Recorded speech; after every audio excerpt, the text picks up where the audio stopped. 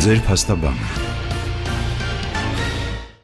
Բարև ձեզ հարգելի ռադիոլսողներ, եթերում ձեր փաստաբանը հաղորդաշարի հերթական թողարկումն է։ Այսօրվա մեր թողարկումը նվիրված է սովորողների, աշակերտների իրավունքների իրացմանը, աշակերտ ուսուցիչ փոխհարաբերությունների մոդելին, եւ մենք այդ ամենին կանդրադառնանք երեխաների իրավունքների եւ պաշտպանության համակարգի մասին օրենքի, կրթության օրենքների համատեքստում։ Մեր այսօրվա հյուրերն են Փորձագետ Սերոբ Խաչատրյանը, բարև ձեզ, պարոն Խաչատրյան, եւ ԿԳՄՍ նախարարին կից խորհրդի անդամ Նվեր Սարգսյանը, բարև ձեզ։ Բարև ձեզ։ Հարգելի հյուրեր, ուրեմն անդրադառնանք հետեւյալ հարցին։ Սովորողները, աշակերտները ունեն իրավունքների շրջանակ, որոնք ամրագրված են օրենսդրական ակտերում։ Եկեք պարզաբանենք, ներկայացնենք այսօր մեր ռադիոլսողի համար, թե որոնք են այդ իրավունքները։ Ներկայացնենք, թվենք իրավունքների շրջանակը։ Խնդրեմ։ Սովորաբար իրավունքներն ու պարտականությունները մեզ մոտ կարգավորվում են մի քանի դրույթներով, օրենսդրական նորմերով, մեկը երեխա իրավունքների պաշտպանության օրենքն է, մյուսը հանրակրթության մասին օրենքը, ունենք նաև դպրոցների օրինակելի կանոնադրություն, որտեղ սահմանվում են սովորողների իրավունքները եւ պարտականությունները, եւ նաև ունենք դպրոցի կանոնադրություն։ Ամեն դպրոց օրինակելի կանոնադրության հիման վրա մշակում է իր, այսպես ասած, տարբերակը, որը բնականաբար մեծ մասամբ կրկնում է օրինակելի կանոնադրությունը, եւ իհարկե դպրոցները ունենում են այսպես ներքին կարգապահական կանոններ, որտեղ նույնպես, այսպես ասած, սահմանվում են, թե ինչ իրավունքներ, պարտականություններ ունեն աշակերտները, ուսուցիչները, ծնողները եւ այլն։ Այս ընդհանուր համակարգը ունենք։ Երբ որ ես նայում եմ, ասենք, զուտ օրենսդրական նորմերի տեսանկյունով, իհարկե ես ավելի շատ որպես կրթության մասնագետ եմ նայում, քանի որ իրավաբան չեմ, կարծում եմ, որ շատ բաներ մենք արդեն թղթի վրա ունենք, այսինքն եթե խոսում ենք իրավունքների մասին, այդտեղ օրինակ մեր բոլոր փաստաթղթերում շատ կարևորված է երեխայի, այսպես ասենք, կարծիք հայտնելու ազատությունը, լսված լինելու իրավունքը, այսինքն մասնակցության տարբեր ձևեր, որ կարող է երեխան ինչ-որ բաներ նաև դպրոցում ինքը որոշել, ինքը ընտրել, մանավանդ եթե խոսում ենք արդեն ավագ դպրոցի մասին, այսինքն ընդհանուր առմամբ թղթի վրա նորմերը դրված են։ Բայց այստեղ կա մի գլոբալ խնդիր, որ երբ որ մենք դնում ենք իրավունքներ եւ պարտականություններ, այստեղ շատ կարեւոր է, որ այդ երկուսի միջև բալանսը ապահովի, որովհետեւ շատ հաճախ մեզ թվում է, որ իրավունքներն են կարեւոր, բայց շատ իրավունքներ չեն իրացվում, եթե մեկ այլ կողմ իր պարտականությունները չի կատարում։ Այսինքն իմ իրավունքի իրացումը ենթադրում է, որ մեկ այլ պաշտոնյա կամ մարդ պետք է իր պարտականությունը կատարի, որ իմ իրավունքը իրացվի։ Այստեղ մենք ունենք խնդիր, որովհետև բոլորը եւ ուսուցիչներ եւ ծնողներ եւ աշակերտներ ավելի շատ առաջ են տանում իրենց իրավունքի հատվածը, մինչդեռ պարտականության հատվածը նույնքան կարեւոր է եւ այս երկուսը իրար հետ կապակցված են։ Մենք չպետք է իրարից տարանջատենք, որովհետև կա այդ սխալ ընկալումը, որ բոլորս խոսում ենք իրավունքներից, բայց դրանք ոնց որ նույն մեդալի երկու կողմերն են, առանց մեկի մյուսը չկա։ Այստեղ ես խնդիր տեսնում եմ, որովհետև եւ աշակերտները ունեն խնդիրներ իրենց պարտականությունների կատարման մեջ, օրինակ նույն դասերի մասնակցությունը, չէ, էլի ֆիքսված է, որ երեխաները պետք է պարտավոր են մասնակցել ուսումնական պարապմունքներին, բայց մենք տեսնում ենք բացակայությունների ահռելի խնդիր, երեխաների դպրոցներում ընդգրկվածության խնդիր, կրթությունից դուրս մնալու խնդիր, այսինքն որը նաև այստեղ կապակցվում է որոշ դեպքերում ծնողների հետ, որտեղ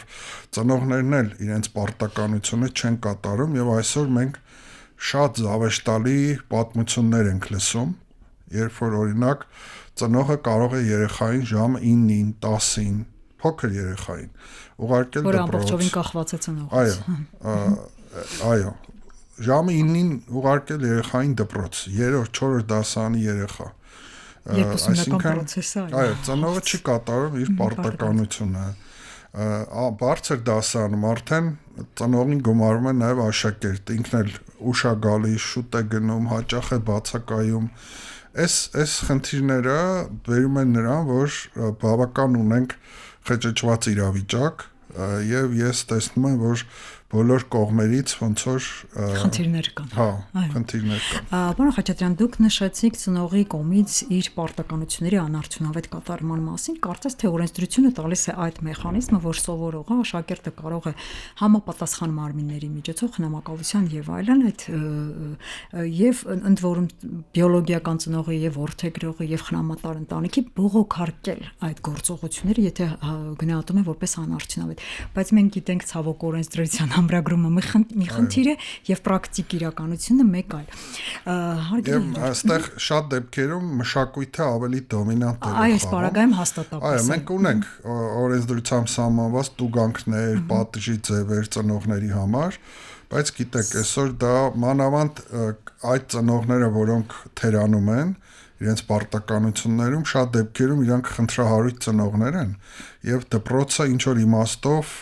վախենում է գնա իրանց հետ ինչ որ այսպես արճակատման։ Համաձայն եմ ձեզ հետ, պարոն Սարգսյան, եթե ավելացնելու բան ունեք, ես ասեմ, որ ամբողջությամբ համաձայն եմ իմ գործընկերոջ հետ, որ այո, այդ իրավունքների պարտականությունների բալանսը խախտված է մեր հասարակության մեջ, բայց նաև որպես ծնողական խորհրդի նախագահ ուզում եմ անդրադառնալ մի փաստի, որ իրականությունը, գործնական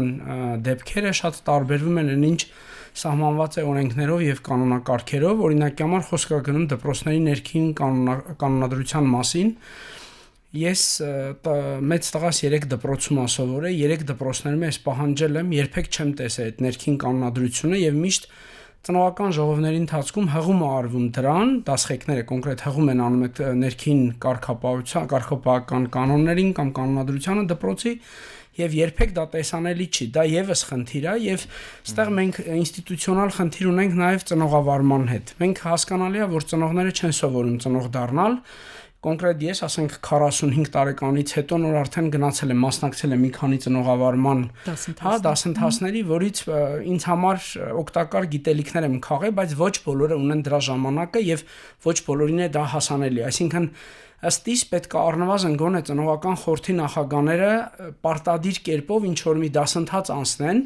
հասկանալու համար թե ինչ պարտավորություններ ա դրանք եւ նաեւ ծնողներին հստակ բացատրվի այդ ներքին կարգապահական կանոնները դպրոցների, դա լինի տեսանելի, մատչելի վայրում, որպեսզի ով ուզենա կարողանա կարդալ։ Հա, դա ընդհանրապես որևէ տեղ ես չեմ տեսել, անկեղծ պետք է ասեմ, ինչքան էլ որ դրան հղում անեն, այդ հղումները ինձ համար որևէ արժեք չունեն, որտեղ եթե չկա գրված, ես դա համարում եմ չեղած բան։ Ուզում ասեմ, եթե կան լավ կանոններ, օրենքներ, ինչի մենք դա չմտցնենք պրակտիկայի մեջ եւ ինչի չքաջալերենք ծնողին մասնակցելու երեխայի կրթական process-ներին։ Ես կարծում եմ, որ դա նաեւ գալիս է մեր այսպես ասած մի քիչ ավելի հնացած մոդելներից կրթության, որ կիրառում ենք, որ ծնողին ձևականորեն են թույլ տալի։ Օրինակ ծնողական խորհուրդները ձևավորվել են, բայց ծնողական խորհուրդների դեպքում հիմնականում, ասենք, մեծամասամբ որպես փող հավաքող կամ տոնից տոն նշող կառույցներ են։ Ծնողական խորհուրդը պետք է կարողանա մասնակցի բերի համայնքի ներդրումը դպրոցին, չէ՞ որ այդ աշակերտների ակտիվ քաղաքացի դառնալը սկսվում է հենց դպրոցից։ Եվ եթե մենք իրանց թույլ չենք տալի որոշումների կայացմանը մասնակցել, խոսքը ստեղ ձևական մասնակցության երեխաների, ասենք, աշակերտական խորհուրդների մասին չի։ Ես ներողություն եմ խնդրում են խորհուրդներից, որոնք իրականում գործում են, բայց ես շատ հանդիպել եմ չգործող ձևական խորհուրդներ, դրա համար եմ սա ասում, շատ կարևոր է, որ իրանց մասնակցությունը սկսվի հենց դպրոցից։ Իրենք տեսնեն իրանց մասնակցության արդյունքը։ Եվ քաղաքացին հենց տեղից է ձևավորվում, այո, եւ երբեմն ուսուցիչները պետք է ընդունեն իրանց սխալ լինելը։ Չի կարա միշտ ուսուցիչը կամ դպրոցի տնօրինությունը ճիշտ լինի։ Ես դպրոցներում շատ հազվադեպ եմ հանդիպել երկխոսության։ Հիմնականում կան ասողներ եւ լսողներ։ Եվ մեր այս թվային դարում շատ դժվար է թե երեխաներին, թե ծնողներին կտրել հեռախոսից, բերել մի դաշտ, որտեղ իրենք անծանոթ են։ ու փորձել իրենց ուժը ներուժը օգտագործել համապատասխան տեղում, համապատասխան ճիշտ ձևերով։ Ես ձեզ հետ համաձայն եմ, ծնողական խորհուրդների գործնեության մասով էլ է, սա նաև անդրադառնում է, որտեղ իրենք այլ օղակ պետք է լինեն, քան այսօր իրենց ֆունկցիոնալ դերակատարումն է։ Մի շրջան ես էլ եմ այդ գործառույթները իրականացրել, բայց իրենք բերում են անարդյունավետության հաճախ, այսինքն եթե իր ֆունկցիոնալ դերը միայն ձեր նշված դեպքերում այսպես հավաքագրումն է, ինչ որ միջոցների, արդեն ինքը ուրիշ դերակատարում չի էլ կարող կարծես թե ստանձնել։ Նայեք, եթե մենք նայում ենք օրենսդրության տեսանկյունից, կարծես թե դե յուրե մենք շատ բարվոք վիճակ ունենք, հատկապես եթե նախորդ տարվադրությամբ էլ վերցնենք այն փաստը, որ երեխայի իրավունքների մասին օրենքը որպես այդպեսին փոխարինվեց նոր օրենքով, հա, նոր օրենք ընդունվեց, ընդ որում մենք միշտ նախորդի ժամանակ բողոքում ենք, որ դա հռչակագրային բնույթ է կրում, այսպես copy paste է անում երեխաների իրավունքների մասին կոնվենցիան առանց որևէ մեխանիզմի, այսօր կարծես թե մի փոքր առաջընթաց կա։ Կան ամրագրված այդ իրավունքները, ինքը ավելի սոցիալական ծառայությունների դերակատարումն է ներմուծել այս ինստիտուտի մեջ, բայց ինքը որոշակի էլի իրավունքների հասցեագրման ու լուծմանն է ուղղված, կարծես թե համընդգրկուն չի։ Ես կցանկանայի մի բան նշել, օրինակ նույն այդ օրենքում, որը որ այսօր արդեն կոչվում է նաև իրավունքների պաշտպանության, երեխաների իրավունքների եւ պաշտպանության մասին օրենք, ինքը թե բռնությունից ֆիզիկական ամրագրում է այդ պաշտպանվելու իրավունքը, բուլինգից եւ պաշտպանության համակարգն է տալիս, որը ըստ էության արձագանքող է եւ կանխարգելող։ Ինձ համար հետաքրքիր է կրթության մասին կամ համապատասխան օրենսդրությունը, այսինքն երեխայի իրավունքների մասին օրենքը տալիս է թե ինչ է երեխայի նկատմամբ բուլինգը, հասկացությունը տալիս է կամ բռնությունը ֆիզիկական, բայց դրանք չեն բացվում որպես այդպիսին այլ օրենսդրական ակտերում, այսինքն դրանց պաշտպանության մեխանիզմները չկա օրինակ կրթության մասին, ինչպես պետք է դա լինի։ Ինձ հետաքրքիր է, կարող ենք մենք այս սկզբունքը կիրառել նաև հանրակրթության ոլորտում, չէ՞ որ այստեղ ոնց որ ավելի շատ ընտանեկան հարաբերությունների, այսպես ոլորտում իրավունքների հասցեագրման ու ծածկման ուղղված նոր օրենքի մասն է խոսքը։ Տեսեք, իհարկե կրթությունը այնպիսի համակարգ է, որտեղ հնարավոր իրավիճակները այնքան շատ են, որ շատ դժվար է այդ ամեն ինչը հաշվել, նկատի ունենալ, եւ հիմա ըստ էության, եթե նայում ենք ինչա տեղ ունենում դպրոցներում ամեն ուսուցիչ իր այսպես ձևով է կարողանում խնդիրները լուծել։ Որոշ դեպքերում խնդիրները լուծվում են հին ձևերով, այսինքն ֆիզիկական բռնությամբ, հոգեբանական բռնության ձևերով, որոշ դեպքերում հակառակ process-ը ունենք, այսինքն երեխաներն են բռնություն գործադրում ուսուցչի վրա, ունենք նաև որ ծնողներն են բռնանում, այսինքն բոլոր հնարավոր սիտուացիաները մեր դպրոցներում կա։ Եվ Հայաստանի խնդիրներից մեկը այն է, որ ամեն ինչ կախված է անձից։ Անկամ նույն դպրոցի ներսում կարող են լինել տարբեր գործելակերպեր, հա, լինի եւ ավելի պատժիչ մոտեցում, լինի ավելի լիբերալ մոտեցում, կախված ուսուցչի անձից։ Այ մեզ մոտ այս խնդիրը, որ այսինքն սիստեմ չկա, ինստիտուցիոնալ չէ, հետևողական չէ, եւ այստեղ մենք լուրջ խնդիր ունենք, որովհետեւ ինչպես դուք շատ ճիշտ նշեցիք, հաճախ մենք օրենքը ընդունում ենք, բայց հետո այդ օրենքը չենք տանում հասցնում դեպի դասարաններ, դեպի դպրոցներ եւ այդպես հռչակագրային բան ամնում, մարդիկ սկսում են այդ օրենքները օգտագործել ըստ իրավիճակի, հայտնվում են կոնֆլիկտի մեջ, ինչ որ կետից կարճում են, ասում են, ահա, ես իմ իրավունքը խախտել եք եւ այլն։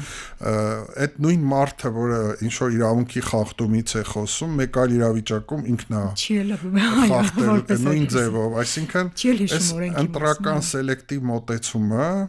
նաեւ խնդիր է, որտեղ մենք այդպես էլ աղավաղված իրականությունից գիտակցությունը մեր այդպես էլ բան չեղավ, հա, չկարգավորվեց եւ շատ բաներ թողած է այսպես ինքնահոսի։ Ուսուցիչը մտնում է դասարան ու այդ հայտնի սկզբունքն է գործում լողա կամ խեղդվիր, այսինքն կամ դու ես երեխաներին, այսպես ասած, քեզնով անում, կամ իրանք են քո գլխին նստում եւ հիմա ցավոք սրտի ինչ իրավիճակ ասես ունենք մենք բոլոր հնարավոր ու ես չեմ պատկերացնում եւ դպրոցից դպրոց չէ, դասարանից դասարան է տա օրենքներ, կարգեր գրող մարդիկ ոնց պետք է այս ամեն ինչը կարգավորեն, դրա լուծումը գիտակցության փոփոխության մեջ է։ Երբ որ գիտակցությունը մարդկանց փոխվի, արդեն այդ նորմավորումը կհեշտանա։ բայց մենք այդ ճեղքումը գալիս է ծնողներից դառնում հավի ձևի պատմությունը որպես Հայաստանում այդ ճեղքումը տեղի չի ունենում ոչ մի կերպ ինչքան էլ օրենքներ են փոխում ենք միջազգային փորձն ենք վերցնում բայց մենք գալիս ենք էլի մեր հայտնի բանը կա չէ ինչքան օրենքները շատանում են այնքան օրենքների խախտումներն են շատանում իհարկե եւ իրավունքների ոտնահարում այդ դեպքում եկեք նաեւ այսպեսի մի իրավիճակ տեսնենք մենք գիտենք որ այո, ինչ որ դուք նկարագրեցիք, դա մեր իրականությունն է, ցավոք, չեն կարող ասել բարեբախտաբար, որովհետև այստեղ դրանից ոչ մեկ չի շահում։ Բայց այնուամենայնիվ, մենք փորձենք հասկանալ այսօր աշակերտը, սովորողը ավելի իրավապահանջ է, քան մեր ժամանակ։ Մենք հիշում եմ, այսպես ուսուցչի նկատմամբ բոլորովին այլ վարքագիծ ունենք, եւ մեր վարքագիծներ ուրիշ եւ ուսուցչի։ Այսօր էլի երկուսի վարքագիծը տարբեր է, կախված ժամանակից։ Եվ ուսուցիչները հաճախ այսօր այդ իրավապահանջ վարքագիծը աշակերտների չեն ընդունում, ուղղակի նշում են, որ չենք կարող դիտողություն անել։ Մենք գիտենք, եթե նայենք մեր օրենսդրությանը, իրավունքների շրջանակը, պարտականությունների շրջանակը ուսուցչի հետ կապված ավելի քիչ են, բայց կան հիմնական օրենքներից շատ կարգավորումները, բայց մենք դրանով չենք կարգավորում, իրավական ճանապարհով չենք գնում եւ գալիս ենք այստեղ էլի այդ պրակտիկ իրականությանը, որը մշակույթի ազգային արժեքների տեսակի ձևավորման արդյունք է։ Այստեղ ինչպիսին պետք է լինի մոդելը աշակերտ ուսուցիչ, որը եւ առողջ լինի եւ այդ իրավունքների պարտականությունների բալանսավորմանը ուղղված լինի։ Եթե կարելի է անդրադառնամ այդ հարցին, տեսեք, ուսուցիչ աշակերտը այդ մոդելը պետք է փոխադարձ հարգանքի վրա հիմնված լինի, բայց ցավոք սրտի պրակտիկան այլ բան է ցույց տալի։ Երբ որ ուսուցիչը մտնում է ի սկզբանե եւ աշակերտները լսում են, որ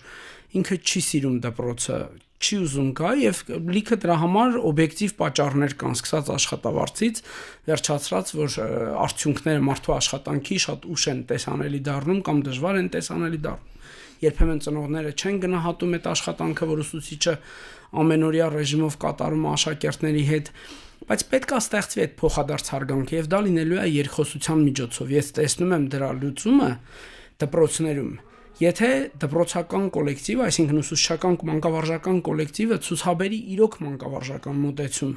ոչ թե նա ստորացնի աշակերտին եւ շատ հաճախ բուլինգը լինում է նաեւ ուսուցչի կողմից։ Մենք շատ ենք ասում բուլինգ, ստեղ մենակ հասակակիցները չեն իրար բուլինգ անում, ասենք աշակերտական բուլինգի մասին չի խոսքը, որ հաճախ նաեւ նույնականացման մանկական իրավիճակները կանցնեն։ Չի անցնում։ Հենց դպրոցից պետք է երեխան պատասխանատվության զգացումը ձևավորի, դրսևորի եւ դա լինելու է ուսուցիչների հարգալից աշխատանքի շնորհիվ աշակերտի հանդեպ։ Եթե ուսուցիչը մտնում է նվաստացնում աշակերտին, չի կարա հարգանք ակնկալի աշակերտից եւ շատ հաճախ, իհարկե շատ սխալ է դա, ծնողները եւս ընտանեկան միջավայրում, ծնողական միջավայրում քննարկում են որևէ ուսուցչի վարքագիծը, որը բնականաբար հասանելի է աշակերտներին եւ սա շատ բացական ազդեցություն ունենում։ Այո, ուսուցիչը պետքա սխալվի, ուսուցիչը մարդ է, նա էլ ընտանիք ունի եւ շատ հաճախ, չգիտեմ ինչի, որոշ ծնողներ ակնկալում են, որ ուսուցիչը 24 ժամ ուսուցիչ է։ Բայց դա գալիս է ըստ իս դա նաև դպրոցի թերացումն է, որ ծնողների հետ շարունակական աշխատանք չի իրականացվում։ Այսպեսի մի հարց, պարոն Սարգսյան, հիմա նայեք, իրավիճակ է, բոլորս տարբեր տարիքի երեխաներ ունենք, ուսուցիչը դիտողություն է անում, մի դեպքում կարող է իրականում վիրավորական հասկացություն լինել, վիրավորանք պարունակել, եւ ես ականատես եմ եղել դպրոցներում, հետո ուսուցիչը ասել է, ես փաղաքշական իմաստով եմ ասել, այսինքն փոխվում է մոտեցումը եւ ծնողն էլ կարծես թե շատ բարձրաձայնելու իրավունք չունի մեր մշակույթում, որովհետեւ մի քիչ այլ ձևով են կալվում։ Այստեղ գալիս ենք մյուսին, եթե մի դեպքում այսպես է պահում ուսուցիչը, ծնողի վարքագիծն էլի պետք է շրջանակներում լինի։ Իսկ լավ, երեխան այս ամեն ինչից ներողություն, ինչ է կերտում, ինչ վարքագիծ է վերցնում։ Եթե մենք այսօր մեր աշակերտներին հարցնենք, կարծում եմ բարձր դասարանները հանած, ավելի այսպես միջին դպրոց եւ ավելի տարական, իրենց իրավունքների մասին չեն իմանա։ Ընդ որում ես ասում եմ իրենց հասկանալի ձևով, բարդության մասին չէ, child friendly այդ տարբերակով իրենց իրավունքների մասին տեղյակ չեն։ Բայց մենք գիտենք նույն անգամ երեխաների իրավունքների կոնվենցիան child friendly տարբերակը կա, որը որ հստակ օրինակ ասում է, թող պետությունը պարտավորեցնի մեր իրավունքների մասին մենք բոլորս իմանանք։ պետությունը ջանք գործադրի, որ մենք իմանանք, երեխաները իրենք են ուզում իրենց իրավունքների մասին իմանան։ Մենք այսօր կանոնադրությունները փակ ցված չեն տեսանելի տեղում։ Օրենքները գրվում են, բայց դրանք պրակտիկա հասցեատիրոջը չեն հասցվում։ Լավ, որը պետք է լինի մեր լուծումները։ Մենք սրանց կանդրադառնանք եւ նայեք, բուլինգի ինձ համար շատ զարմանալի էր այդ կանոնադրության պահը, որտեղ բոլոր դպրոցները պարտավոր են ունենալ։ Ես էլ դպրոցում կարող եմ տեսանելի չի։ Այո, չեն տրամադրում եւ չեն տրամադրում, ես ավելին գտնում եմ, որ տարօրինակ է, որ տեսանելի չի, ընդունում եմ, բայց զարմանում եմ, որ փաստորեն անհրաժեշտության պահանջելու դեպքում, որտեղ այդտեղ ինչ որ գաղտնի բան չի, էլի։ հատկապես ես կարծում եմ իրականում պետք է այն առաջի ծնողական ժողովի ընթացքում այդ ներքին կանոնադրությունը ներկայացվի հասանելի հասկանալի լեզվով ծնողներին եւ աշակերտներին, որտեղ եթե մենք ասում ենք հղում ենք անում ինչ որ մի փաստաթղթի, որ տնօրենի սեյֆում դրած է, դա պետք է հասանելի լինի, մարդը պետք է հասկանա ինչի է ինքը բանում եւ սենց մի բան էլ կա, ընտանիքները տարբեր են եւ պետք է տարբեր լինեն, սրանում է կայանում ազգի, պետության, ասենք այդ բազմազանության տարակերպ մտածելու մոդելը, բայց դպրոցը պետք է այն միջավայրը լինի, որտեղ աշակերտը իրեն ապահով զգա ասելու այն ինչից ինքը նեղվում է, բայց հակառակ բանն է լինում։ Շատ հաճախ որպես ծնող մարդիկ գնում են դպրոց երեխային պաշտպանելու ուսուցիչից կամ մանկավարժական կոլեկտիվից։ Այսինքն այնքան է դեգրադացվել այդ հարաբերությունները, ես չեմ ասում ուսուցիչը սխալ է կամ ծնողն է սխալ, բայց այդ հարաբերությունների մակարդակը ընդհանուր այնքան է իջե, որ գնում են մեկը մյուսին պաշտպանում, այսինքն հայտնվել են տարբեր բարիկադներ, պետք է մի նավակի մեջ լինենք իրականում։ Ես դες հետ լրիվ համաձայն եմ, կրթության փորձագետ Շվեդիայից ունեի գործընկեր, որը որ պատմում էր, որ Շվեդիայում դպրոց եթե գալիս են, տարբեր են սոցիալական ծագումը մի կողմ, կրոնը մահմեդական իրենց լրիվ բոլորովին այլ հավատքով կրոնով գալիս են եւ մի քանի տարի հետո բոլորը նույն կրթական արժեհամակարգն են կիսում։ Մենք նույն ազգն ենք, բացառապես երևի թե մեծամասնությունը հիմա մի քիչ փոխվել է, բայց այնուամենայնիվ նույն ազգն են, նույն կրոնին դավանում ենք, շատ ժամանակ նույն սոցիալական շերտին են պատկանում, բայց մտնում են դպրոց, սկսում է ամեն ինչ տարաձայնվել, որտեվ կրթական այդ արժեհամակարգը մենք կարծես թե դեռ չենք դա երկար process է, ամեն դեպքում փոխվում է ժամանակին համընթաց եւ այսպիսի մի բան մեր ժողովուրդն էլ չէ, ասենք Հայաստանում կարող են չի ենթարկվել, բայց եթե գնում են Շվեդիա, շվեդական համակարգի լավ որտեվ երևի կանոնակարգվածության հետևելն է, այո, որտեվ եւ ընդունում են եւ հետևում են, որ կատարվի, ոչ թե համակարգը աշխատում է, եւ մի օր չէ, մի օրում չի ստեղծվել, դրանք ժամանակի ընթացքում ստեղծվել եւ պահպանվել են։ Եկեք անդրադառնանք նաեւ հետևյալ հարցին։ Բուլինգի բռնության ժամանակ շատ ժամանակ ոչ միայն ֆիզիկական բռնության մասն է, հոգեբանական բռնության դեպքում եւ այլն, երեխայի սովորողի արժանապատվությունը, այո, ինչպես նշվեց, որպես այդպեսին ոտնահարվում է։ Այ երեխայի արժանապատվությանը սովորողի այսօր բավարար չափով իրավական կարգավորումն էլ կարծես թե տեղին չէ եւ պրակտիկայում էլ տեղին չէ։ Էլի շատ անհատական է։ Ինչու չենք գալիս մենք օրենքի ընդունման արդյունքում այդ օրենքի արժեվ հավասարության մարմնավորմանը մեզանում։ Գիտեք, բուլինգի մասին խոսելիս ես ասեմ, որ բուլինգը այսօր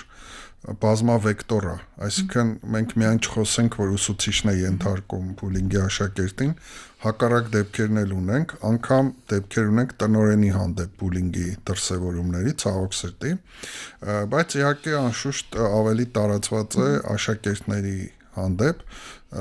որտեղ ամեն դեպքում ուսուցիչները որոշակի իշխանություն դեռ ունեն, չնայած ասեմ ձեզ, քանի որ Շվեդիայից խոսեցիք, վերջերս նայում ենք Նորվեգիան եւ անցած տարի Նորվեգիան դպրոցներում վերականգնել է ֆիզիկական պատժի որոշ ձևեր։ Որոշ, իսկ ինչպիսի։ Շատ այդպես, չէ, փափուկ, բայց թույլատրվում է երեխային, այսպես ասած, դիպչելը ուսուցչի կողմից։ Իհարկե այդ որոշումը կայացվել է, դա բավական երկար քննարկվում է տարբեր երկրներում, որ հիմա աշակերտների կարգապահությունը շատ թույլ է, եւ եթե ուսուցչին էլ զրկում են պատժելու հնարավորություններից, աշակերտները ավելի, այսպես ասած, սանձարձակ են դառնում, ինչն էլ արդեն բերում է ուսուցչի կողմից ավելի ծայրահեղ քայլերի։ Սկսում է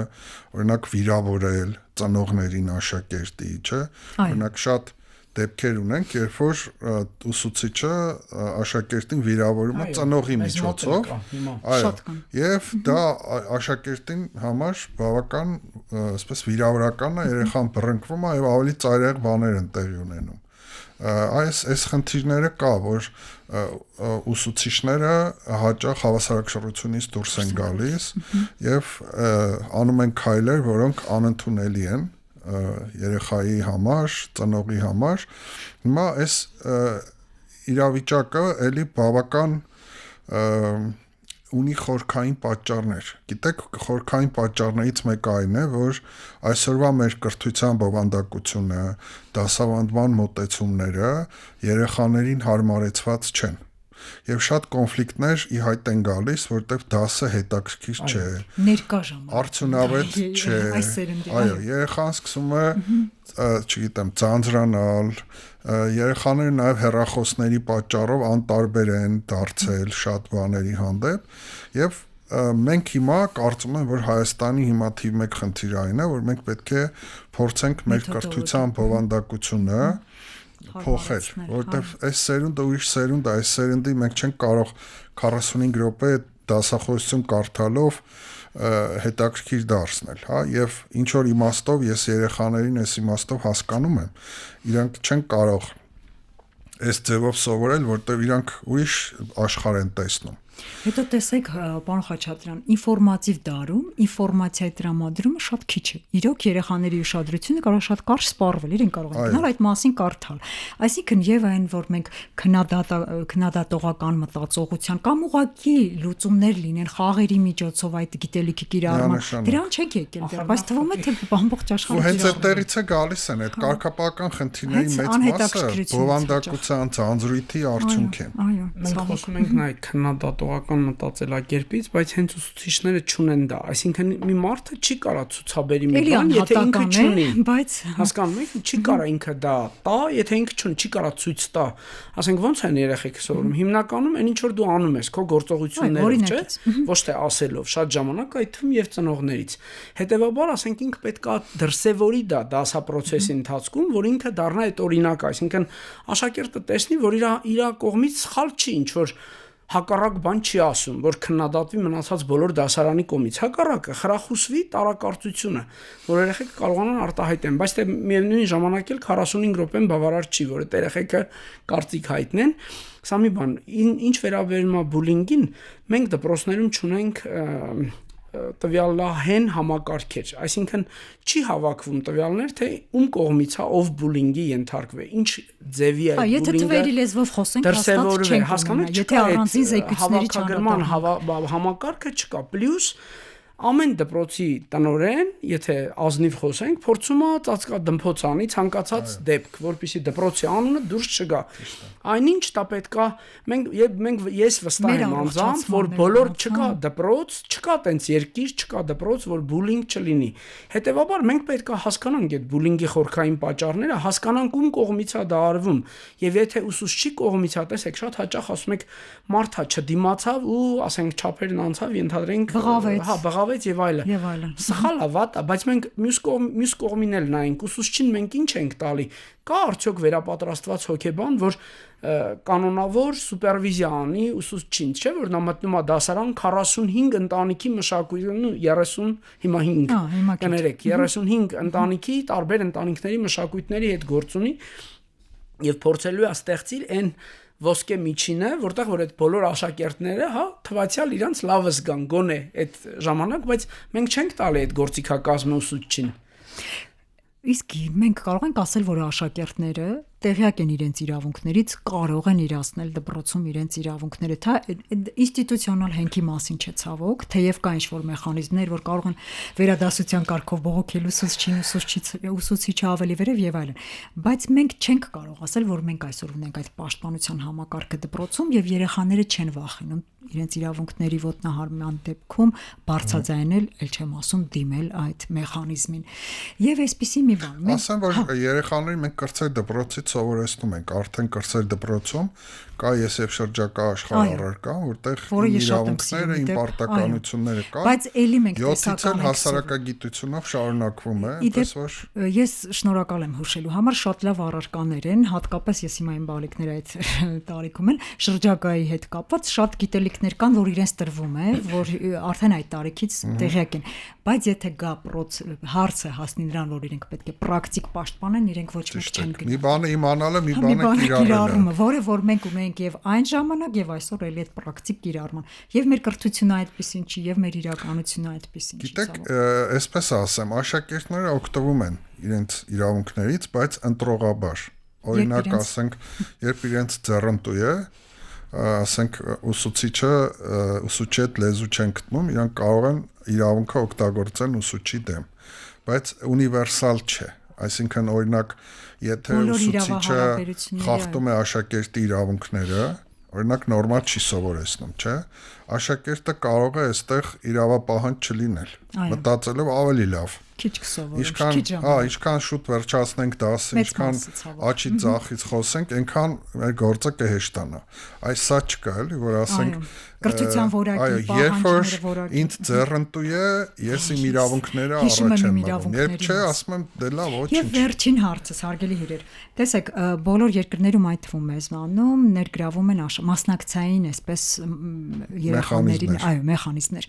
Մենք գիտենք, որ ՄԻՊ-ից կան տարբեր գերատեսչություններին կից կան խորհուրդներ, արդարադատության նախարարությունը, կրթություն, ԿԿՄՍ։ Հիմա այս երեխաները իրենց իրավունքների եւ պարտականությունների մասով կամ ընդհանրապես ավելի մասնակցային քաղաքականությունների մշակման իրենց վերաբերյալ իրոք մասնակցային են։ Ես նկատի ունեմ ոչ թե ֆիզիկապես գալ մասնակցել, այն առաջարկությունները, որը արվում են, դրանք տեղ գտնում են ի վերջո այդ ակտերում։ Իրավական ակտ կլինի քաղաքականություն, թե ոչ։ Մենք երևի նման մոնիտորինգ չենք տեսել, ես մի քանի անգամ փորձը ցույց տվել, որ որոշ բաներ ներառվում են, բայց այն ինչ ոնց որ Պարոն Խաչատրյանն ասեց, ոնց իրանց ձեռնտու է, երբեմն ձեռնտու է դա ներառվում է, երբեմն ձեռնտու չի, դա չի ներառվում, ըստ իս դե երեխեքին ոնց որ խորհրդատվական ձայնի իրավունքով պետք է ներառել էլի այդ խորհուրդները, որովհետև իրականության մեջ ճիշտ է, կարող է իրանք գիտելիքներով շատ զարգացած հասուն լինեն, բայց փորձը շատ կարևոր է այստեղ։ Եվ ուզում եմ նշել նաև այդ իրավունքների պահով շատ կարևոր է հաղորդակից դարձնելը, արդյունավետորեն հաղորդակից դարձնելը այդ իրավունքներին եւ իրավունքների իրացմանը։ Տեսեք, եթե կան իրավունքներ, երեխեքը գիտեն այդ իրավունքների մասին, բայց չկա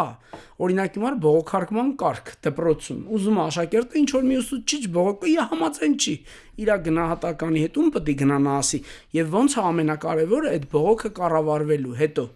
Չէ, ու այդ աշակերտը Ես այդ հարցը բարձրացրել եմ ուսուցիչների մոտ, իրենք ասում են ներքին կանոնակարգող ակտերով մենք ունենք, բայց ոչ մեկ տեղյակ չի բաց իրենցից, կարծես թե կան ԿԳՄՍ աշխատանքն, որ ոչ մեկ չի տեսնում։ Ավելի լավ է դա տեսանելին, օրինակ ես մի փորձով կիսվեմ, որ էլի Շվեդիայում եմ տեսել եւ Թայլանդում եւ Միացյալ Նահանգներում, երբ որ դպրոց ես մտնում, մեր մոտ պակասա վիզուալներ, այսինքն չկա տեսանելի բաներ, որ օրինակի համար այս դպրոցը ունի 0 հանդուրժողականություն բռնության հանդեպ։ Հստակ կամ չկա թե ում դիմես, ասում եմ գնանք դիմեք ձեր դասղեկին, ես ունեցել եմ դեպք, երբ որ դասղեկը զանգել է, տվել է իմ համարը մեկ այլ ծնողի, մեկ այլ ծնողը զանգել է իմ հետ հաշիվը մաքրում։ Երկու աշակերտների բան, այն ինչ այդ խնդիրը դպրոցում առաջացավ, դա ըստ իս դպրոցի առաջնային պարտականությունը այդ խնդիրը կառավարեն դպրոցի շրջանակների ներսում։ Սակայն դժբախտաբար ուսուցիչները եւս չունեն այդ կոնֆլիկտների հանգուցալուծման գործիքակազմը։ Իրենք էլ չգիտեն ինչպես անեն։ Ես կարծում եմ ինչ եզրահանգում անենք։ Բոլորս կարծես թե մեր տեղում պետք է թե ծնողը, թե աշակերտը, թե ուսուցիչը սովորելու, անդադար սովորելու, նաև որպես ծնողի կարգավիճակում ուսուցիչը չմտածի, որ ինքը ամեն ինչ գիտի, չէ, այս հին մեթոդները կիրառենք։ Ամեն ինչ փոխվել է եւ բոլորը պետք է իրենց այս դերակատարումներին համապատասխան բովանդակության վրա երևի աշխատել։ Պետք է խոսեն իրար հետ նաև այդ դիալոգը շատ կարևոր է, այ երկխոսությունը շատ շնորհակալություն եմ հայտնում եւ հուսամ, որ մի օր մենք իրավունքների մասին խոսելիս կկարողանանք խոսել միայն բացառապես օրենսդրական ակտերի շրջանակներում ամրագրված իրավունքների մասին, որտեղ մենք կարող է ձեզ հետ էլի խոսենք բովանդակության մասին, բայց մեր ցավոք օբյեկտիվ իրականությունը հաճախ այլ է։ Ես շնորհակալություն եմ հայտնում հարգելի հյուրեր եւ հիշեցնեմ մեր ռադիոլսողներին, որ այսօր ձեր փաստաբանը հաղորդաշարի եթերում մենք խոսում ենք աշակերտների, սովորողների իրավունքների եւ ուսուցիչների պարտականությունների այդ բալանսավորման մոդելի մասին, անդրադառնալով տարբեր իրավական ակտերի շրջանակներում կարգավորումներին, եւ մեր հյուրերն էին փորձագետ Սերոբ Խաչատրյանը եւ ԿԳՄՍ նախարարի խորհրդի անդամ Նվեր Սարգսյանը եւ ակտիվ ծնող երևի մատնանշ։ Շնորհակալություն, հարգելի ցտեսություն։